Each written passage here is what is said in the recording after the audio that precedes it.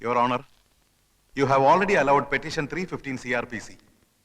So let me examine the accused number 1 and 2 as witnesses. Yes, you may proceed.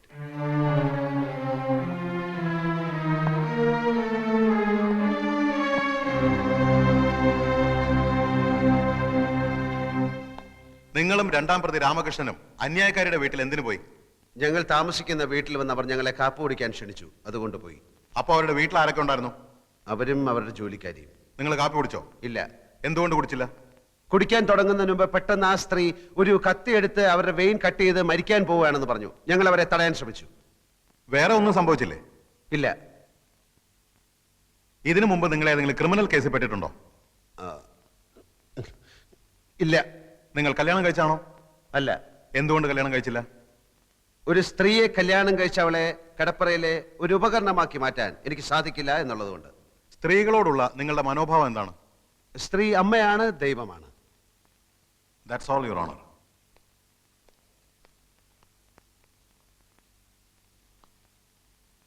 ദൈവത്തെ അപമാനിക്കലാണോ നിങ്ങളുടെ ജോലി? എന്റെ ജോലി കഥ എഴുത്താണ്. അല്പം മുമ്പ് നിങ്ങൾ പറഞ്ഞു സ്ത്രീ അമ്മയാണ്, ദൈവമാണെന്നൊക്കെ. അങ്ങനെ പറഞ്ഞ നിങ്ങൾ ഗസറ്റ് ഡിയക്ഷി എന്ന ആഭാസകരമായ ഒരു നോവൽ എഴുതി സ്ത്രീ വർഗത്തെ തന്നെ അപമാനിക്കാൻ ശ്രമിക്കുകയാണെന്ന് ഞാൻ പറഞ്ഞാൽ നിഷേധിക്കാൻ പറ്റുമോ? നോവലല്ല, ജീവിതം. ഓഹോ, സ്ത്രീയെക്കുറിച്ചുള്ള നിങ്ങളുടെ കാഴ്ചപ്പാടല്ലേ ആ നോവലിൽ എഴുതിയിരിക്കുന്നത്? അല്ല, ഈ ലോകത്ത് നല്ല സ്ത്രീകളും ചീത്ത സ്ത്രീകളുമുണ്ട്. നല്ല സ്ത്രീകളെ നായികമാരാക്കി ഞാൻ ധാരാളം നോവലുകൾ എഴുതിയിട്ടുണ്ട്. പക്ഷെ ഗസറ്റ് രക്ഷയിലെ നായിക ഒരു വൃത്തികെട്ട സ്ത്രീയാണ് എന്ന് മാത്രം. അന്യായക്കാരിയോടുള്ള പക തീർക്കാനല്ലേ നിങ്ങൾ ആ നോവൽ എഴുതിയത്? കാശിന് വേണ്ടിയാണ് ഞാൻ നോവൽ എഴുതുന്നത്. ഗസറ്റ് രക്ഷയിലെ നായികയുടെ ചിത്രത്തിന് അന്യായക്കാരിയുടെ മുഖം എങ്ങനെ വന്നു? അത് ചിത്രം വരച്ച ആളോട് ചോദിക്കണം. നിങ്ങൾ മദ്യപിക്കാറുണ്ടോ? ആ, അത്യാവശ്യം. ഇതുവരെ ഒരു കേസിലും പ്രതിയായിട്ടില്ല എന്ന് നിങ്ങൾ പറഞ്ഞു. മദ്യപിച്ച് അന്യായക്കാരിയുടെ വീട്ടിൽ കയറിയതിന് നിങ്ങളെ പോലീസ് അറസ്റ്റ് ചെയ്തിട്ടില്ലേ? രണ്ടാം പ്രതി രാമകൃഷ്ണന്റെ വീടാണെന്ന് കരുതിയാണ് ഞാൻ ആ വീട്ടിൽ കയറിയത്. എന്ത് കരുതി എന്നുള്ളതല്ല, നിങ്ങളെ പോലീസ് അറസ്റ്റ് ചെയ്തോ ഇല്ലയോ?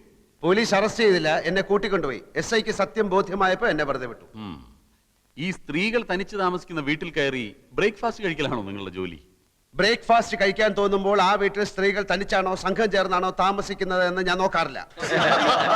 ഏത് സ്ത്രീ വിളിച്ചാലും നിങ്ങൾ ബ്രേക്ക്ഫാസ്റ്റ് കഴിക്കാൻ പോവോ? ബ്രേക്ക്ഫാസ്റ്റ് മാത്രമല്ല, ലഞ്ചും സപ്പറും ഒക്കെ കഴിക്കാൻ പോകും. വർഷങ്ങളായി മനസ്സിൽ കൊണ്ടു നടന്ന അന്യായക്കാരിയോടുള്ള പക തീർക്കാൻ വേണ്ടിയാണ് നിങ്ങൾ അവരെ മാനഭംഗം ചെയ്യാൻ ശ്രമിച്ചതെന്ന് ഞാൻ പറഞ്ഞാൽ നിഷേധിക്കാൻ കഴിയൂ? കഴിയും. ഞാൻ ഈ സ്ത്രീയെ ആദ്യമായി കാണുന്നത് തന്നെ ഏതാനും ദിവസങ്ങൾക്ക് മുൻപാണ്. ഓഹോ, സ്ത്രീയെ കിടപ്പറയിൽ വെറും ഒരു ഉപകരണമാക്കി മാറ്റാൻ സാധിക്കാത്തതുകൊണ്ടാണ് നിങ്ങൾ കല്യാണം കഴിക്കാത്തതെന്ന് ഇവിടെ പറഞ്ഞു. അതെ. നിങ്ങളുടെ അച്ഛന്റെ പേര് കൃഷ്ണമേനോൻ. അതെ. അമ്മ ലക്ഷ്മിക്കുട്ടി അമ്മ. അതെ. ഇതാരുടെ കല്യാണക്കത്താണ്? ഇതാരുടെ കല്യാണക്കത്താണെന്നാ ചോദിച്ചത്. പറയൂ. എന്റെ കല്യാണക്കത്താണ്. എന്ന് വെച്ചാൽ സ്ത്രീയെ കിടപ്പറയിലെ ഉപകരണമാക്കി മാറ്റാൻ ഇഷ്ടമില്ലാത്ത നിങ്ങളുടെ വിവാഹ ക്ഷണപത്രം. നിങ്ങളുടെ ഭാര്യ ഇപ്പൊ എവിടെ?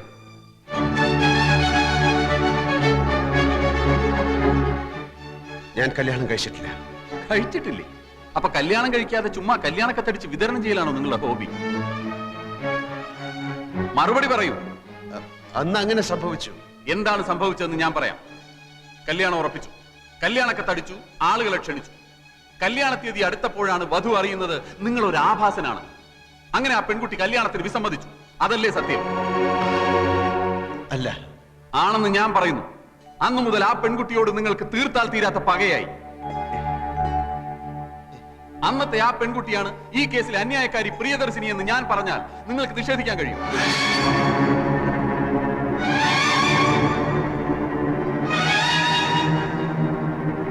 ഈ ക്ഷണക്കത്തിലെ വധു പ്രിയ മേനോൻ തന്നെയാണ് അന്യായക്കാരി പ്രിയദർശിനി. വരൻ വിദ്യാസാഗർ തന്നെയാണ് ഇപ്പോഴത്തെ ഈ novelist Sagar Kottappuram. Your honour, അന്ന് തന്നെ നിഷേധിച്ച പെൺകുട്ടിയോടുള്ള മുൻ വൈരാഗ്യം തീർക്കാൻ വർഷങ്ങളായി അവസരം തേടി നടന്ന പ്രതി ഒടുവിൽ ഈ കിട്ടിയ സന്ദർഭം ഇവിടെ ഉപയോഗപ്പെടുത്തുകയായിരുന്നു എന്നുള്ളതാണ് സത്യം. That's all, your owner.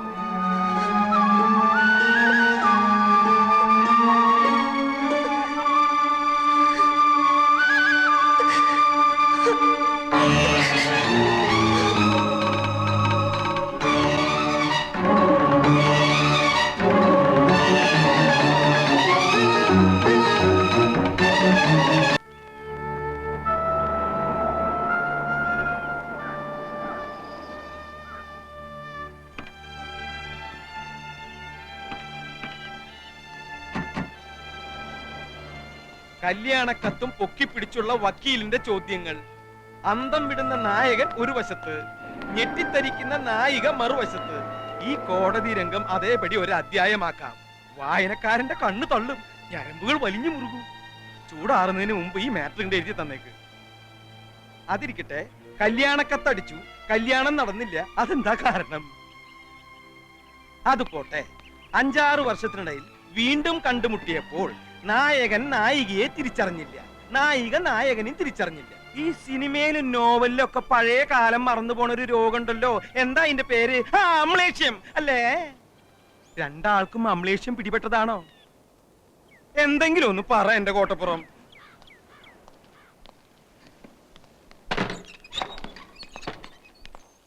ഇപ്പൊ തന്നെ എഴുതി തന്നാ ഇപ്പൊ തന്നെ കമ്പോസിങ്ങിന് കൊടുക്കാം. നായകനും നായികയ്ക്കും അമ്ലേഷ്യം വേണ്ട, വായനക്കാര് വിശ്വസിക്കില്ല. ഒരാൾക്ക് മതി അമ്ലേഷ്യം.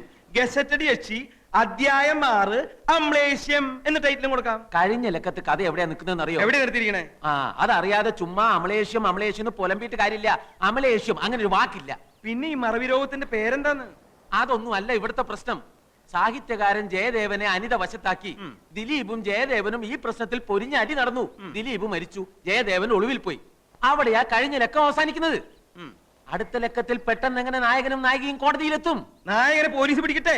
എന്നിട്ട് നായകൻ പോലീസിനോട് പറയുന്നു നായികയുടെ പ്രേരണ മൂലമാണ് താൻ ദിലീപിനെ കൊന്നതെന്ന്. അപ്പൊ നായികയും പോലീസ് പിടിക്കും.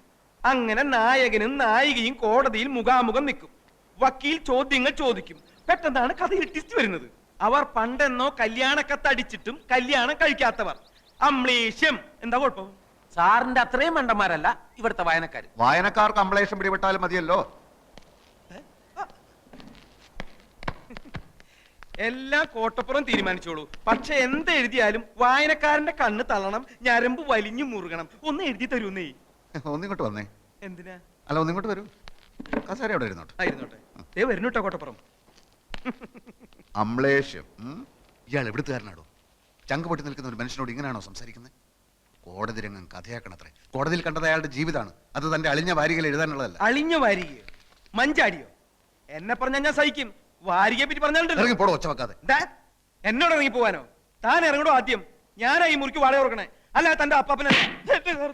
നമ്മൾ തമ്മിലുള്ള മുൻപരിചയമൊക്കെ ഞാൻ മറന്നുപോയി. കാരണം എനിക്ക് അമ്നേസിയാണ്. നമ്മൾ തമ്മിലുള്ള ധാരണ അനുസരിച്ച് കേസിൽ അനുകൂലമായ വിധി നേടിയെടുക്കുക എന്നുള്ളതായിരുന്നു ആവശ്യം. അതിനു വേണ്ടുന്നതേ ഞാൻ ചെയ്തുള്ളൂ.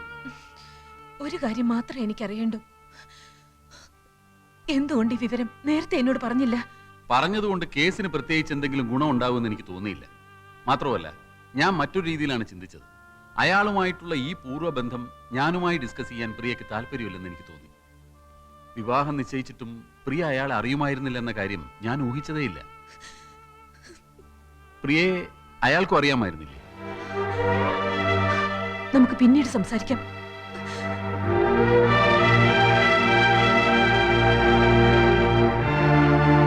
സർ, ഇനി ഈ കേസ് പ്രൊസീഡ് ചെയ്യാൻ എനിക്ക് താല്പര്യമില്ല.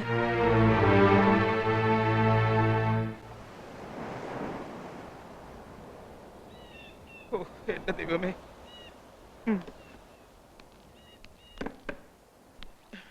അതേ കിടപ്പ് തന്നെ. എഴുതാനുള്ള ഒരു നീക്കവും കാണുന്നില്ല. എന്നെ വേണമെങ്കിൽ ഒന്നുകൂടി തല്ലിക്കോ. എന്റെ സങ്കടം ഞാൻ പിന്നെ ആരോടാ പറയാ? എഴുന്നേൽക്ക കുടിക്കുക കെടുക്കുക, എഴുന്നേൽക്ക കുടിക്കുക കെടുക്കുക. സ്കോച്ച് വേണമെന്ന് പറഞ്ഞപ്പോ അതും വാങ്ങിച്ചു കൊടുത്തു. രൂപ എത്രയാ പൊടിച്ചത്? തഹസിൽദാർ സാറിന് അറിയോ? ഈ നാട്ടിൽ വേറെ എഴുത്തുകാരില്ലഞ്ഞിട്ടല്ല. MT വാസുദേവൻ നായർ മഞ്ചാടിക്ക് ഒരു നോവൽ എഴുതി തരാന്ന് പറഞ്ഞിട്ട്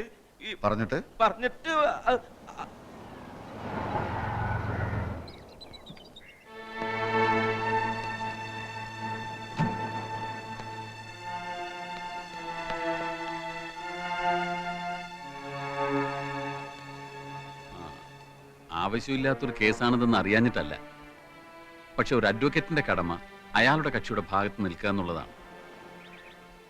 കോടതിയിൽ സത്യം ബോധിപ്പിച്ച് പ്രിയദർശിനി കേസിൽ നിന്ന് പിൻവാങ്ങുകയാണ്. കേസിൽ നിന്ന് പിൻവാങ്ങുക? അതെന്തിന്? സത്യത്തിൽ അതൊരു കള്ളക്കേസാണല്ലോ mister Sagar. Mister Sagar? Mister Sagar ഞാൻ? താൻ പെട്ടെന്ന് മാന്യനായോ? നാണവും മാനവും ഇല്ലാതെ വെറും കാശിന് വേണ്ടി കോടതിയിൽ കിടന്ന് നാടകം കളിച്ച നാറിയല്ലോടോ താൻ? നാറി വക്കീലേ, ഇപ്പൊ ഒന്ന് പറയാണ് കള്ളക്കേസാണെന്ന്. ശരിക്കുള്ള കേസ് ഞാൻ ഉണ്ടാക്കി തരാടോ. ഇടിച്ചതിന്റെ നെഞ്ചെ കളിക്കി തരാം. അപ്പൊ അതിൽ കേസാക്കാം. അവളെ വെട്ടി വെട്ടി ഞാൻ നുറുക്കാം. അപ്പൊ തനിക്ക് മറ്റൊരു കേസ് കിട്ടും.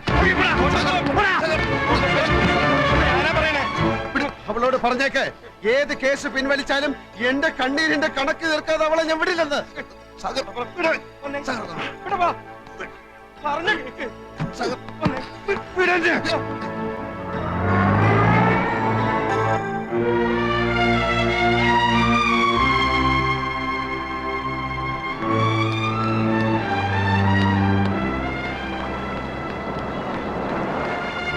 കോട്ടപ്പുറം കോട്ടപ്പുറം നിക്ക്, ആത്മഹത്യ ചെയ്യരുത്. അതിന് മാത്രം ഇവിടെ ഒന്നും സംഭവിച്ചിട്ടില്ല. ആത്മഹത്യയോ? വിടണോ? സ്വസ്ഥമായിട്ടൊന്ന് ആലോചിക്കാനും സമ്മതിക്കില്ലേ? അതല്ല, പെട്ടെന്നൊന്നും മിണ്ടാതെ ഇങ്ങോട്ട് പോന്നപ്പോ. അത് പോട്ടെ, ഇപ്പൊ ആലോചിച്ച എന്താ? കഥയാണോ? ഈ കാണുന്നത് എന്താണ്? ഇത് കടലല്ലേ? അല്ലേ? ഈ കടലിന്റെ അക്കരെ എന്താണ്? കടലിനക്കരെ അക്കരെ കരയായിരിക്കും അല്ലേ? ഈ അറബിക്കടൽ കടന്നു നിന്നാൽ എത്തുന്നത് എവിടാണ്? ഗൾഫിൽ. ഗൾഫിലല്ലേ? അതെ, ഗൾഫ്. ഗൾഫ്.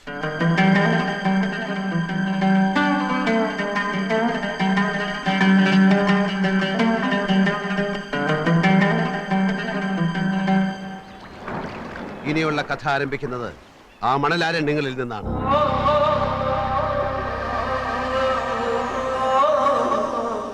അത് പക്ഷേ ഇതുവരെ എഴുതിയ കള്ളക്കഥയല്ല, യഥാർത്ഥ കഥ, എന്റെ ജീവിതം. ഇനി ഞാൻ എഴുതുന്നത് എന്റെ തന്നെ ജീവിത കഥയാണ്. ഗസറ്റഡ് യക്ഷിയും ജയദേവൻ എന്ന എഴുത്തുകാരനും ഇനി പ്രിയദർശിനിയും സാഗർ കോട്ടപ്പുറവുമായി ഇവിടെ പുനർജനിക്കുന്നു.